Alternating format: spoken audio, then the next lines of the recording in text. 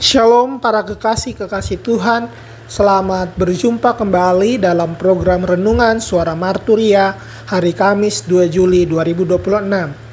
Firman yang akan menuntun kita terambil dari kitab Nahum pasal 1 ayat 2 hingga ayatnya yang ke-8. Kitab Nahum pasal 1 ayat 2 hingga ayatnya yang ke-8. Tetapi sebelum kita merenungkan firman ini, mari terlebih dahulu kita berdoa. Tuhan Allah Bapa kami yang penuh kasih, terima kasih karena Engkau boleh mengumpulkan kami di hadapan firman-Mu. Bukalah pikiran dan hati kami, supaya kami tidak hanya mendengar firman, tetapi juga boleh memahami siapa Engkau sesungguhnya dalam kehidupan kami.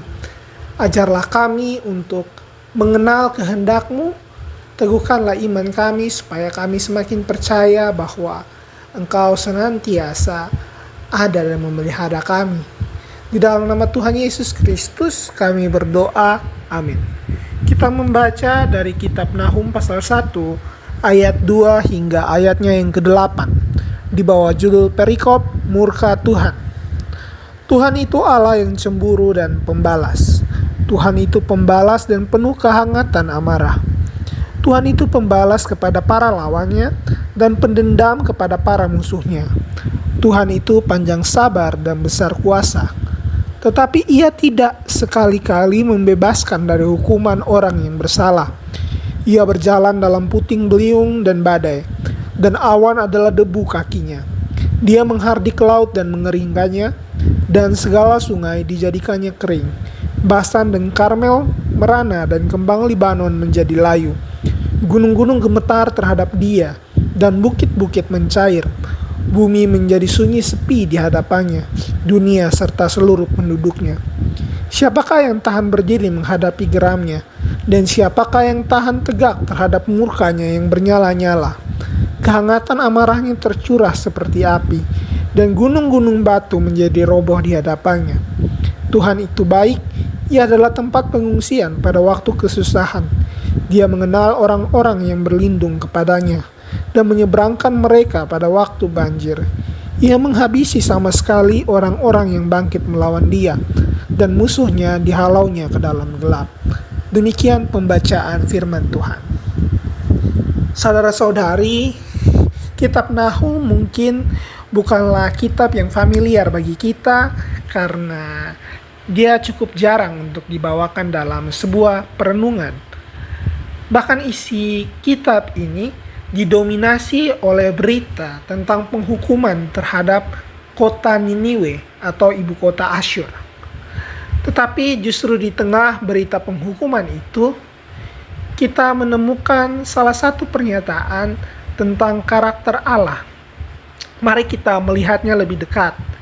Di ayatnya yang kedua, dikatakan Tuhan itu sosok yang pencemburu dan Dia juga membalas. Kalau kita melihat kata cemburu, itu cenderung terdengar negatif. Dalam hubungan manusia, kecemburuan sering muncul karena rasa tidak aman atau ego. Tetapi kecemburuan Allah berbeda sama sekali. Kecemburuan Allah lahir dari kasih-Nya yang kudus. Dia tidak rela umat-Nya dihancurkan oleh dosa. Dia tidak rela kejahatan terus merusak ciptaannya. Artinya murka Allah bukanlah ledakan emosi yang tidak terkendali, tetapi ekspresi dari kasih-Nya terhadap kebenaran. Tuhan marah bukan karena Dia kehilangan kendali, tetapi karena Ia mengasihi apa yang benar. Di ayatnya yang ketiga, dikatakan Tuhan itu panjang sabar dan besar kuasa. Biasanya manusia ketika berbicara tentang karakter ini mungkin dia akan memilih salah satu. Biasanya manusia hanya memiliki salah satu. Ada orang yang mungkin sabar karena dia tidak punya kuasa. Sementara di lain sisi ada juga orang yang berkuasa tetapi dia tidak sabar. Ini berbeda dengan Allah yang punya dua-duanya sekaligus. Dia mampu menghukum saat itu juga, tetapi Dia memilih untuk memberikan kesempatan bagi orang-orang untuk bertobat. Inilah sebabnya Niniwe pernah mengalami pertobatan pada zaman Yunus, karena Tuhan memberi mereka waktu. Tetapi ketika kesempatan itu terus disalahgunakan, keadilan Allah akhirnya harus dinyatakan. Di sini kita belajar bahwa kesabaran Allah jangan pernah disalahartikan sebagai ketidakpedulian. Tuhan diam bukan berarti dia tidak mengamati dan tidak bekerja.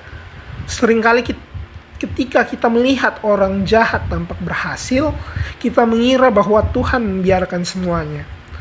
Padahal firman hari ini menunjukkan kalau Tuhan sedang memberi waktu, tetapi waktu itu tidak berlangsung selamanya. Ayat keempat hingga ayat yang keenam menggambarkan kebesaran Allah melalui alam. Jadi ada laut yang mengering, ada gunung-gunung yang berguncang, ada bukit-bukit yang meleleh.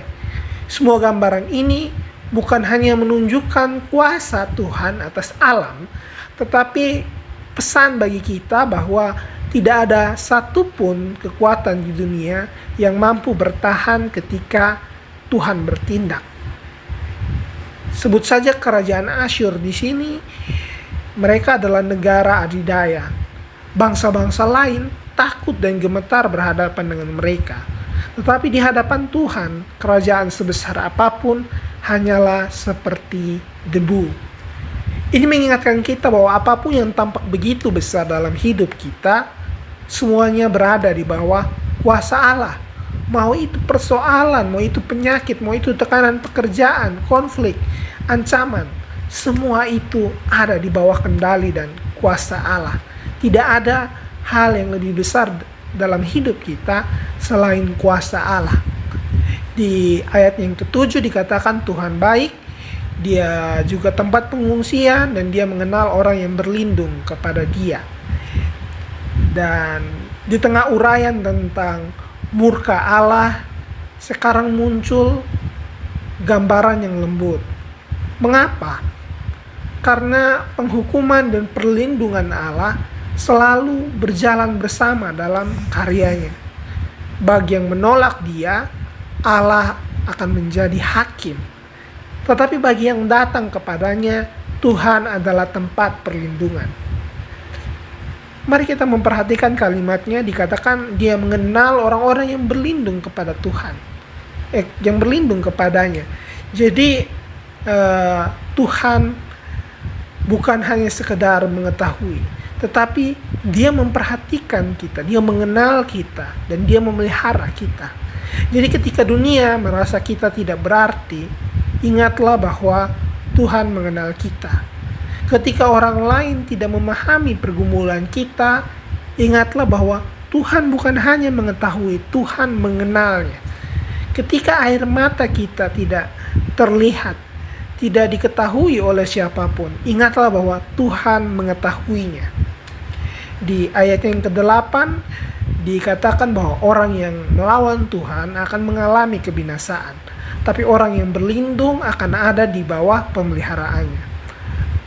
Sahabat Suara Marturia, mungkin hari ini kita bertanya, mengapa kejahatan seolah menang?